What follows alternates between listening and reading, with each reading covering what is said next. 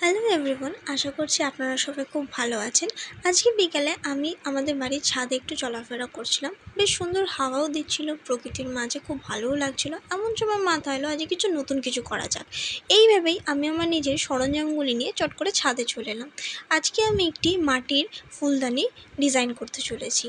এখানে তোমরা দেখতেই পাচ্ছ আমি ফুলদানিটাতে আগেই সাদা রং একটু মাখিয়ে রেখেছিলাম। যেহেতু আমি ভেবে রেখেছিলাম ফুলদানিটিকে লাল সাদা কম্বিনেশনে একটি সুন্দর রূপ দেব, তাই এবার আমি পুরো ফুলদানিটাকেই লাল রং দিয়ে কভার করে কিছুক্ষণ শুকনো করার জন্য রেখে দিয়েছিলাম। রংটা শুকিয়ে যাওয়ার পর আমি এবার লাল রঙের ওপর সাদা রং দিয়ে বেশ কলকা করতে শুরু করতে থাকি। আমার না এরকম মাটির পাত্রের কলকা বা ডিজাইন করতে খুব ভালো লাগে। এই মাটির পাত্র এবং এই লাল সাদা কম্বিনেশন দুটোই আমাদের এই বাঙালিয়ানার বেশ বেশ ভালোই একটা ঐতিহ্য। তো এই লাল সাদার কম্বিনেশনে আমি এই মাটির পাত্রটিকে কীরকম রূপ দিলাম সেটি আপনাদের সাথে আমি নেক্সট ভিডিওতে শেয়ার করব। ভিডিওটি ভালো লাগলে এবং নেক্সট বার দেখার ইচ্ছুক হলে আমার চ্যানেলটি অবশ্যই সাবস্ক্রাইব করে রাখবেন। ধন্যবাদ।